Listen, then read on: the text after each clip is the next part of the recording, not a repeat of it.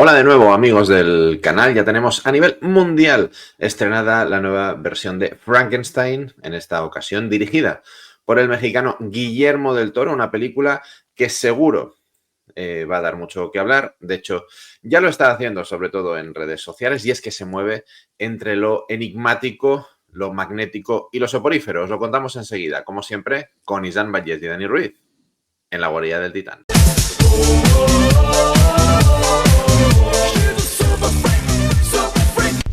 Entra con nosotros en la guarida del Titán. Uno de los mitos modernos que más se prodigan en la cultura popular y por supuestísimo en el cine es el del monstruo de Frankenstein. Lo hemos visto en pequeña pantalla, gran pantalla, desde el drama, desde la comedia e incluso quien no recuerda el jovencito Frankenstein. Y en esta ocasión Guillermo del Toro con esta producción británico-mexicano-estadounidense y con un estreno por todo lo alto en el Festival de Venecia, diría, y un estreno muy pequeñito en salas de cine. Ahora en Netflix se adentra de nuevo en esa visión romántica, y romántica me refiero sobre todo a lo estético y a lo narrativo, a Víctor Frankenstein, a su criatura y a esa búsqueda del amor y la aceptación.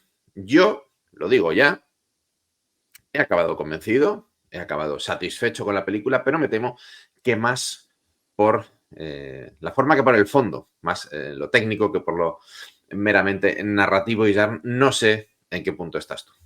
Pues igual, Guillermo del Toro nos ha demostrado una vez más que es mucho mejor diseñador que contador de historias. Mientras la veía, sé que las comparaciones son odiosas, pero muchas veces se pone en valor películas anteriores, pues viendo las que se hacen hoy en día, ¿no? Y cambiando un poquito de monstruo, lo que hizo Francis Ford Coppola en su momento con Drácula, en 2 horas, o incluso un poquito menos, si no tenemos en cuenta los créditos finales, pues realmente es realmente brutal. Y para mí es comparativo por eso, ¿no? Porque estamos hablando de dos monstruos, también románticos, de una época parecida, con un estilo visual también parecido. Francis Ford Coppola, porque quería un poquito recordar las antiguas películas de Drácula, Guillermo del Toro por convicción, ¿no? Porque tiene esta convicción absoluta de que el cine tiene que ser sobre todo no solo arte, sino artesano directamente, y se basa mucho en eso. El problema, que al final estás viendo una obra de arte absolutamente aséptica, que a pesar de querer generarte muchísima emoción y de hablarte de temas como conceptualmente muy tochos, ¿no? Muy emocionales y muy humanos, pues al final te quedas con que no has visto pues más bien algo que te ha dejado absolutamente frío, y no solo por los escenarios que vimos a principio y a final, sino porque creo que la historia de Guillermo del Toro no entra al trapo, no entra en el meollo de ninguna de estas tramas metafísicas, antropológicas y que definen al ser humano en ningún momento. Entonces, pues nada, estás viendo una cosa muy bonita que dura 2 horas y media, y con eso me quedo, realmente. Más, como bien has dicho tú, más con la forma que con el fondo. Raro sería que Dan Lausten no tuviera su tercera nominación al Oscar por la fotografía, porque creo que es absolutamente innegable. La fotografía, la iluminación, el vestuario es de otro mundo, sobre todo el personaje de Mia Goth, y me parece delirante el trabajo que se ha hecho. El maquillaje, por supuestísimo, todo decorados, me parece increíble. Hay algunos detalles maravillosos, como por ejemplo en una de las últimas escenas en las que vemos a Víctor Frankenstein bueno, en un estado de hipotermia importante, pues se le ven las puntas de los dedos negras, ¿no? Por la falta de riego sanguíneo. Es decir, todo eso está cuidadísimo. Por cierto, Dan Lausten, que ha trabajado mucho con Guillermo del Toro, las dos nominaciones previas al Oscar son de películas, por ejemplo, La forma del agua, ¿no?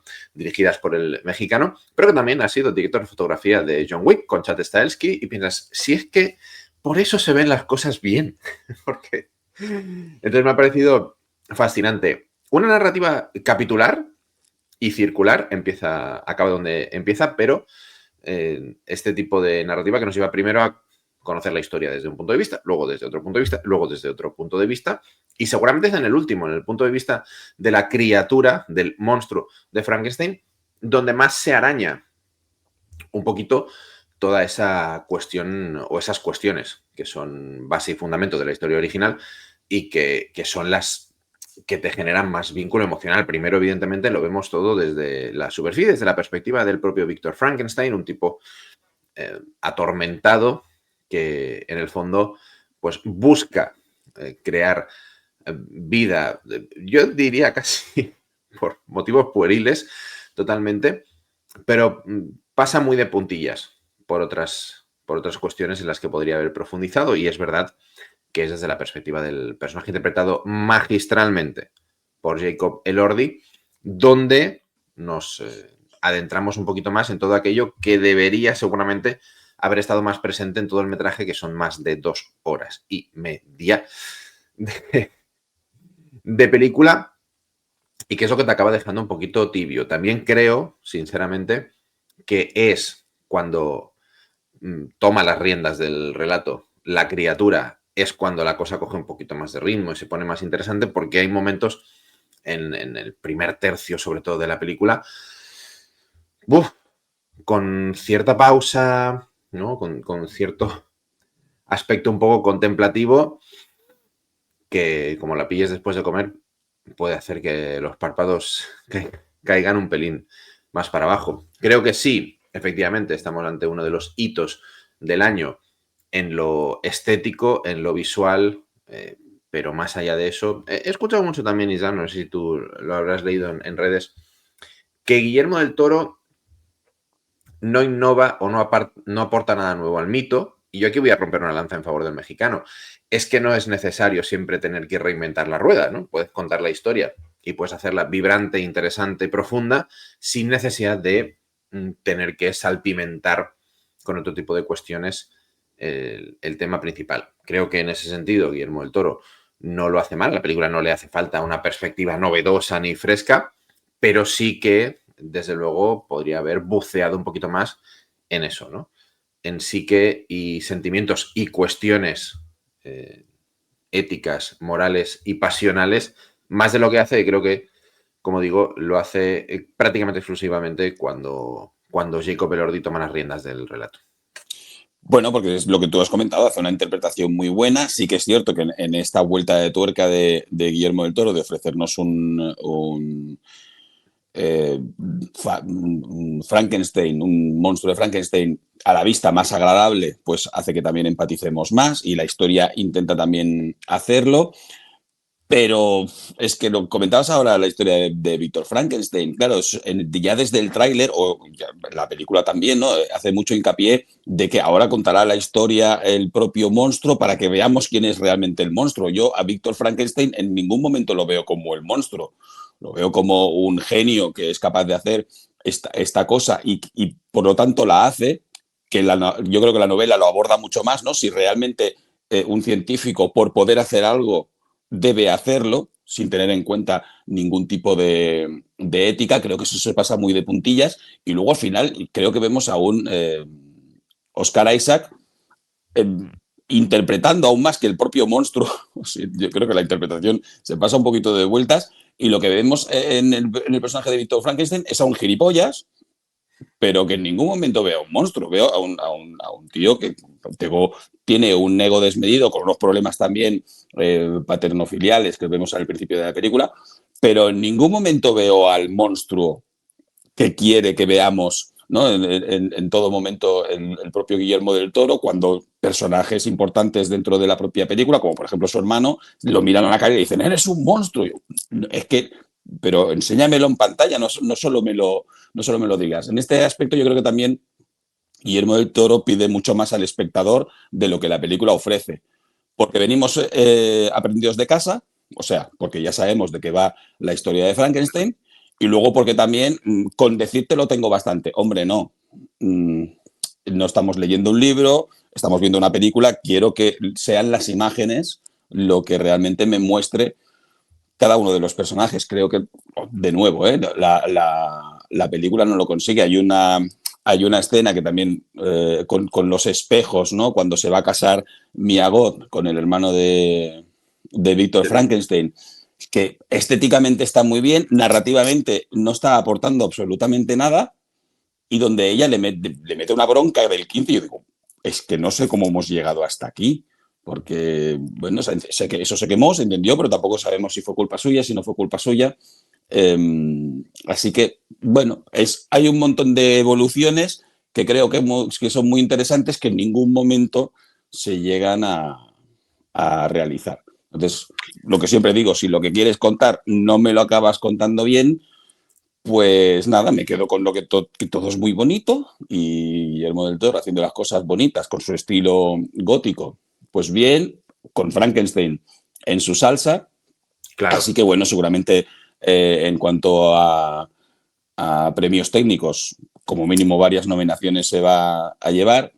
Por lo demás, no sé, romper la lanza en cuanto a los cambios, hay cosas que yo rompería una lanza, pero sobre la cabeza de Guillermo del Toro, por ejemplo, a la hora de darle superpoderes a Frankenstein, como de la regeneración, que Pero regeneración, en plan. lo ven, ¿no? Lo ves, no, y Deadpool, ¿eh? Sí, sí. Sí, sí, o sea, había un momento que yo pensaba, a ver si saca las garras y así ya lo tenemos todo, ¿no? Es una especie en fin, de sable directamente, pero no, eso no nos lo han dado. Entonces, bueno, tampoco aporta nada, que sea, bueno, sí, aporta que le pueden, este espíritu gore que pretende tener la película también, si no tuviera regeneración, Frankenstein se acababa en el prólogo, porque le pegan 17 bombazos, con lo cual ya se hubiera acabado. Pero no me ha dado lo que creo que me tiene que dar una historia gótica, romántica, victoriana, metafísica, psicológica. Me ha dado toda la estética del mundo, pero todo eso no me lo ha aportado lo que yo creo que debe aportarme este tipo de historia y lo que creo que incluso la propia Mary Shelley pretendía al escribir su relato de Frankenstein. De hecho, tal como comentabas, ¿no? El dibujo de Víctor Frankenstein es un tipo despreciable, es un tipo con muchos problemitas, es un tipo, bueno, en fin, tú lo has dicho, ¿no? Un imbécil de manual, presenta cosas que hemos visto muchas veces, pues dar la espalda a su creación, intentar liquidarla, luego no, hay venganza. Sí que es verdad que se ve cómo es el propio Víctor Frankenstein el que provoca el incendio de la torre, pues para eliminar a la criatura, luego se arrepiente, pero en fin, todas estas cosillas.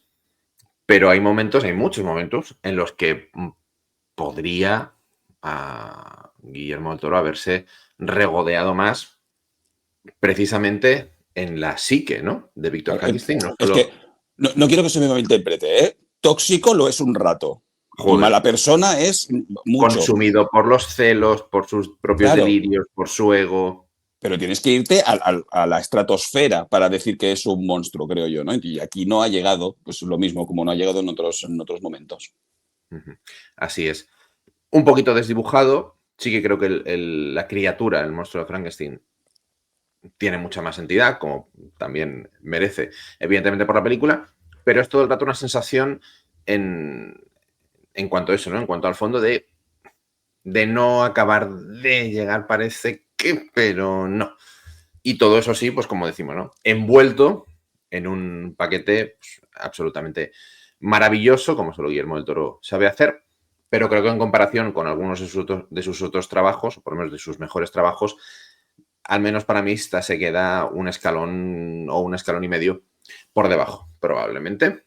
Aunque no dudamos que va a tener un buen recorrido, que a nivel de premios va a estar ahí, seguramente, y que ha vuelto a poner a Guillermo del Toro pues, vamos, en el candelero totalmente, aunque sí que parece que la recepción está siendo un poquito mixta en cuanto a la crítica. Creo también, y no sé si en esto me apoyarás, Isan, independientemente del fondo, que esta película merecía un pase en cines como Dios manda. Sí, sí, sí, En casa se ve absolutamente. muy bien, pero joder, precisamente algo que tiene que es esa maravilla visual, de nuevo Netflix haciendo lo que mejor sabe.